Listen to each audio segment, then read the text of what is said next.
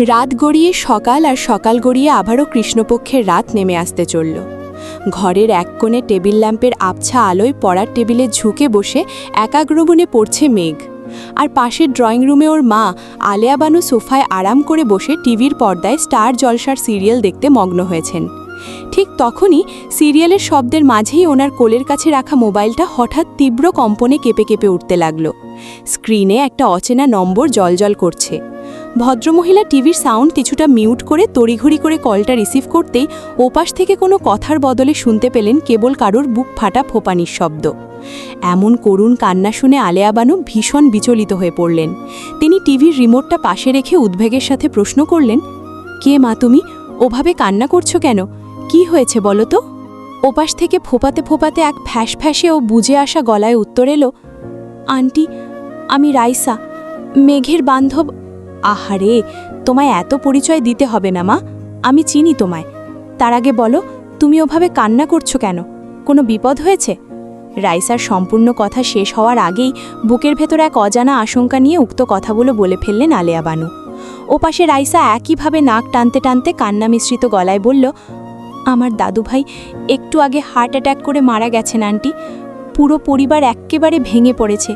আমরা সবাই এক্ষুনি আমাদের গ্রামের বাড়ি কুমিল্লায় রওনা হচ্ছি দাফন করার জন্য। আন্টি, মেঘকে কি এই কদিনের জন্য আমার সাথে দেওয়া যাবে? ও একটু আমার সাথে চলুক না প্লিজ। রাইসার দাদু মারা গেছেন শুনে আলেয়া বানুর মনটা বেজায় খারাপ হয়ে গেল। কিন্তু রাইসার শেষোক্ত অদ্ভুত আবদারটা শুনে ওনার কপালে সামান্য চিন্তার ভাঁজ পড়ল। তিনি কিছুটা ইতস্তত করে ইনিবিনিয়ে আমতা আমতা করে বললেন, আচ্ছা মা, তুমি কেঁদো না। আমি মেঘকে একবার জিজ্ঞাসা করছি ও যেতে চায় কিনা। আলেয়া বানু কানে ফোনটা ধরেই ধীর পায়ে মেঘের রুমের দিকে এগিয়ে গেলেন। দরজার পর্দা ঠেলে ভেতরে যেয়ে দেখলেন টেবিল ল্যাম্পের আবছা আলোয় মেঘ অত্যন্ত মনোযোগ দিয়ে খাতায় কি যেন লিখছে। উনি মৃদু গলা খাঁকড়ি দিয়ে নিজের উপস্থিতির জান দিলেন।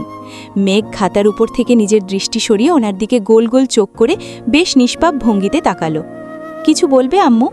আলেয়া বানু ফোনের ওপাশে থাকা রাইসাকে লাইনে রেখেই মেয়ের উদ্দেশ্যে বললেন, তোমার ফ্রেন্ড রাইসার দাদু এক্ষুনি মারা গেছেন। ওরা সকলে কিছু সময়ের মধ্যেই দাফন কাফনের জন্য ওদের গ্রামের বাড়ি কুমিল্লার উদ্দেশ্যে বেরোবে। রাইসা খুব কান্নাকাটি করছে। ও চাচ্ছে তুমি ওর সাথে সঙ্গী দিয়ে ওর গ্রামের বাড়ি যাও। ও একটু মেন্টাল সাপোর্ট পাবে। তা তুমি কি যাবে? আলেয়া বানুর এমন জিজ্ঞাসক প্রশ্নে মেঘ মনে মনে এক মস্ত বড় শয়তানি হাসি হাসল। যাক, মিশন কক্সবাজারের প্রথম ধাপ এক্কেবারে কেল্লা ফতে। তবে ওপরে নিজেকে একদম স্বাভাবিক আর সাধু সাজিয়ে মুখটা ছোট করে মিনমিনিয়ে বলল, আম্মু, তুমি রাজি হলে আমি যাব। রাইসা আমার খুব ভালো ফ্রেন্ড। ওর এই বিপদে না গেলে কেমন দেখায় বলো? আলেয়া বানু টেবিল ল্যাম্পের আবছা আধারে ঢাকা মেয়ের সেই মায়াবী শ্যামা রঙের আননের দিকে চেয়ে একটা দীর্ঘশ্বাস ফেললেন। বান্ধবীর বিপদে মেয়ে এগিয়ে যেতে চাইছে দেখে ওনার আর অমত রইল না। তিনি বললেন, ঠিক আছে, তাহলে আর সময় নষ্ট না করে চটপট তোমার ব্যাগ প্যাক করে রেডি হয়ে নাও। ওরা গাড়ি নিয়ে যাওয়ার সময় আমাদের বাড়ির সামনে থেকে তোমায় পিক করে নেবে। কথাটা বলেই যেভাবে এসেছিলেন তিনি ঠিক সেভাবেই ড্রয়িং রুমের দিকে চলে গেলেন। আর যাওয়ার মাঝপথেই তিনি রাইসার ফোন কলটাও ওপাশ থেকে বিচ্ছিন্ন করে দিলেন। প্ল্যান সাকসেসফুলি কাজ করেছে। মেঘের অবাধ্য মন এখন বেজায় ফুর্তি। খুশির চোটে তার পা যেন মাটিতেই পড়ছে না। চনমনে মনে বাথরুম থেকে ফ্রেশ হয়ে এসে আলমারি খুলে নিজের পছন্দের একটা ডাস্টি রোজ রঙের সিল্কের এথনিক কোঅর্ডিনেট সেট পরে আয়নার সামনে গিয়ে দাঁড়ালো সে। পোশাকটির সাথে মানসই হিসাবে পুরো বুকে ও হাতায় সাদা সুতোর চমৎকার এমব্রয়ডারির কারুকাজ করা রয়েছে। মেঘ তার দীঘল কালো রেশমের ন্যায় কুন্তল রাশি পিঠের ওপর আলগা করে ছেড়ে রাখল। কানে পড়ল মাঝারি সাইজের দুটো পাল টপ আর কপালের ঠিক মাঝখানটায় লেপটে দিল একটা ছোট্ট স্টোনের বিন্দিয়া। সবশেষে ঠোঁটে আলতো করে ছোঁয়ালো পিচ নিউড কালারের লিপস্টিক। আয়নায় নিজের দিকে তাকিয়ে মেঘ নিজেই মুগ্ধ হয়ে গেল। তার মায়াবী শ্যামবর্ণ ত্বকের সাথেই ডাস্টি রোজ রং আর হালকা সাজ যেন এক্কেবারে খোলতাই হয়ে ফুটে উঠেছে। পূর্ব প্রস্তুতি অনুযায়ী ট্র্যাভেল ব্যাগটা আগেই প্যাক করা ছিল। ব্যাগটা এক হাতে ঝুলিয়ে রুম থেকে বেরিয়ে ড্রয়িং রুমে বসা আলেয়া বানুর উদ্দেশ্যে বেশ চনমনে গলায় বলল, মা, আমি তাহলে আসি। শীঘ্রই রাসুর মন ভালো করে দিয়ে ফিরে আসব। তুমি চিন্তা করো না একদম। মেয়ের গলার আওয়াজ পেয়ে আলেয়া বানু টিভি থেকে চোখ সরিয়ে দরজার দিকে তাকাতেই ওনার দুই ভ্রু কুঁচকে একাকার হয়ে গেল। তিনি চরম অবাক ও ক্ষুব্ধ হয়ে বললেন, ওই ছুরি, তুই কি কোনো বিয়ের দাওয়াতে যাচ্ছিস নাকি মরা বাড়ি যাচ্ছিস? বান্ধবীর দাদি মারা গেছেন, পুরো পরিবার শোক সাগরে ভাসছে, আর তুই এভাবে নতুন জামা কাপড় পরে কপালে টিপ আর লিপস্টিক দিয়ে সেজেগুজে যাচ্ছিস কোন আক্কেলে? মায়ের এমন কড়া ধমক শুনে মেঘ ঝটপট নিজের সাজগোজের দিকে তাকিয়ে মায়ের আড়ালে জিভে এক মস্ত কামড় দিল। ইস রে, খুশির চোটে সে তো এক্কেবারে ভুলেই গিয়েছিল যে মরাবাড়ি যাওয়ার মস্ত বড় এক নাটক সাজানো হয়েছে। পরিস্থিতি সামলাতে সে দ্রুত বানিয়ে বলল, আরে আম্মু, আসলে তাড়াহুড়োয় কি পরবো না পরবো মাথায় ছিল না, যা পেয়েছি পরে নিয়েছি। আর লিপস্টিক তো না, ঠোঁট ফেটে যাচ্ছিল, তাই একটু ভ্যাসেলিন দিয়েছি। আচ্ছা এসব বাদ দাও, গাড়ি চলে এসেছে মনে হয়। তুমি শুধু তোমার এই লক্ষ্মী মেয়ের জন্য দোয়া করবে। আমি আসি। মা আর নতুন কোনো জেরা করার ফুরসাত পাওয়ার আগেই মেঘ চোরের মতো এক প্রকার দৌড়ে ঘর থেকে সিঁড়ি দিয়ে নিচে নেমে গেল। আলেয়া বানু মেয়ের এই অদ্ভুত বাচ্চামি আর পাগলামি ভেবে একটা দীর্ঘশ্বাস ফেলে আর কিছু না বলে দরজা আটকে ঘরে ফিরে এলেন। শ্যামলী বাগেরহাট বাস টার্মিনালে এসে যখন 4 বান্ধবী মিলিত হলো, তখন 4 জনেরই বুক দুরু কাঁপছে। জীবনে প্রথমবার পরিবারের চোখে ধুলো দিয়ে মস্ত বড় এক মিথ্যের আশ্রয় নিয়ে এতখানি সাহস দেখিয়ে একা একা বাড়ি থেকে বের হয়েছে ওরা। টার্মিনালের কোলাহল পেরিয়ে যখন ওরা কাঙ্ক্ষিত হানিফ এন্টারপ্রাইজের এসি বাসে উঠল, তখন যেন 4 জোড়া ফুসফুস একসাথে স্বস্তির শ্বাস ফেলল। বাসের ভেতরে এসির ঠান্ডা বাতাসে নিজের বরাদ্দকৃত উইন্ডো সিটে আরাম করে গা এলিয়ে দিল মেঘ। খুলনা বাগেরহাট থেকে ঢাকা হয়ে সোজা সুদূর কক্সবাজার সামনে আরও প্রায় 12 থেকে 14 ঘন্টার এক লম্বা ও ক্লান্তিকর জার্নি বাকি ওদের। ওদিকে কক্সবাজারের রামু সেনানিবাসের সরকারি বাংলোর এসি রুমে বসে তখন এক নাগাড়ে কফির মগে চুমুক দিচ্ছিল মেজর শীর্ষ কারদার। ঠিক তখনই তার পার্সোনাল ফোনের স্ক্রিন কেঁপে এক জরুরি কল ভেসে এলো। ফোনটা কানে তুলতেই ওপাশ থেকে মেজরের নিজস্ব এক বিশ্বস্ত গুপ্ত কর্মচারীর তটস্থ ফিসফিসানি কণ্ঠস্বর ভেসে এলো, স্যার স্যার, আপনি খুলনায় 7টার মাস্টারে যে মেয়ের ওপর সার্বক্ষণিক নজর রাখতে বলেছিলেন, সেই মেয়ে এইমাত্র শ্যামলী বাগেরহাট বাস টার্মিনাল থেকে সরাসরি কক্সবাজারের উদ্দেশ্যে ছেড়ে যাওয়া দূরপাল্লার গাড়িতে উঠেছে স্যার। নিজের খাস ইনফরমারের মুঠোফোন থেকে উক্ত চাঞ্চল্যকর খবরটা শুনে শীর্ষ প্রথমে চরম অবাক হতে গিয়েও পরক্ষণেই শান্ত হয়ে গেল। ঠোঁটের কোণে ফুটে উঠল এক রহস্যময় হাসির রেখা। এই মেঘ যা দোষী আর অবাধ্য, তার পক্ষে এমন দুঃসাহসিক ও পাগলামি ভরা কাজ করাটা খুব একটা অকল্পনীয় বা অসম্ভব কিছু নয়। ও যে কোনো একটা ফোন দিয়ে আটছে, তা শীর্ষ গত রাতেই মেঘের গলার উদাসীনতার সুর শুনে কিছুটা আঁচ করতে পেরেছিল। শীর্ষ গম্ভীর ও রাশভারী গলায় প্রশ্ন করল, সাথে আর কে কে আছে? ও কি একা? না স্যার, ও একা নয়। সঠিক নাম পরিচয় এখনও জানি না, তবে সাথে আরও 3 জন সমবয়সী মেয়ে রয়েছে। দেখে মনে হচ্ছে ওর কলেজের বান্ধবী। কথাটা বলেই ইনফরমার মুসা চট করে চ্যাটবক্সে বাসের ভেতর থেকে গোপনে তোলা একটা ছবি পাঠিয়ে দিল।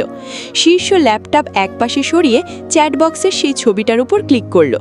ছবিতে দেখা যাচ্ছে ডাস্টি রোজ রঙের সিল্কের পোশাকে মেঘালয় আর রাইসা এক সিটে পাশাপাশি বসে আছে, আর ঠিক পেছনের সিটে ফাতিমা আর তানিয়া জানালার কাঁচে মাথা এলিয়ে চোখ বুজে রয়েছে। ছবিতে মেঘের সেই কপালের ছোট্ট পাথরের টিপ আর মায়াবী শ্যামলা মুখের অবয়বটা দেখা মাত্রই শীর্ষর আর অন্য কিচ্ছু দেখার বা বোঝার প্রয়োজন হলো না। তার শিকার নিজের ইচ্ছায় নিজে থেকেই মেজরের ডেরার দিকে ছুটে আসছে। শীর্ষ গম্ভীর ও রাশভারী গলায় প্রশ্ন করল, গাড়ি ঢাকা পার হওয়া থেকে শুরু করে কক্সবাজার পৌঁছানো পর্যন্ত ওদের ছায়ার মতো ফলো করো।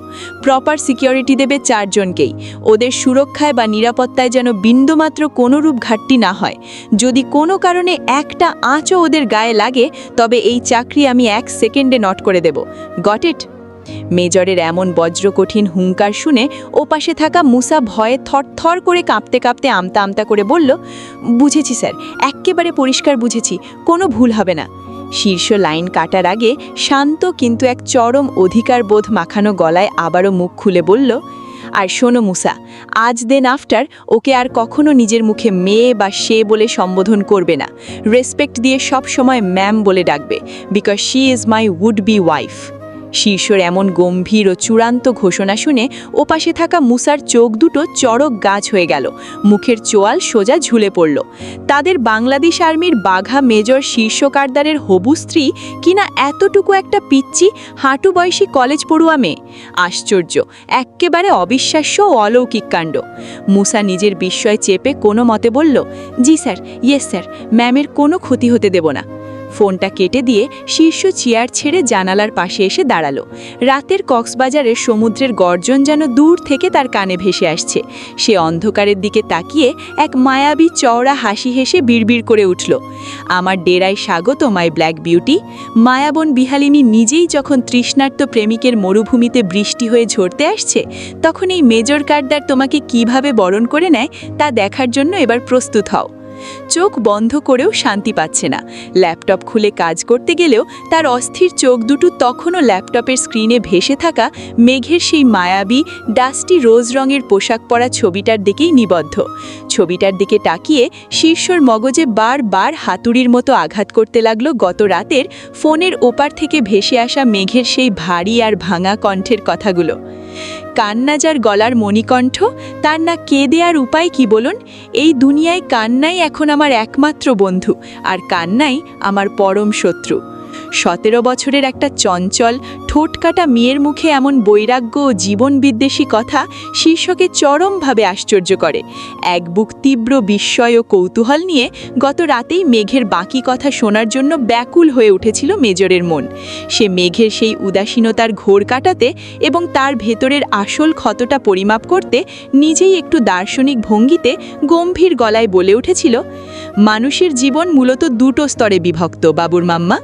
1, বিবাহ পূর্ব সময় অবধি দুঃখ, আর 2, বিবাহের পরবর্তী সময়ের দুঃখ। জীবনের এক স্তরে মানুষ সাময়িক সুখ লাভ করে বটে, কিন্তু অন্য স্তরে অপেক্ষা করে থাকে কেবলই কষ্ট আর হতাশা। মানব চক্রের চাকাটা চিরকাল এভাবেই ঘূর্ণায়মান।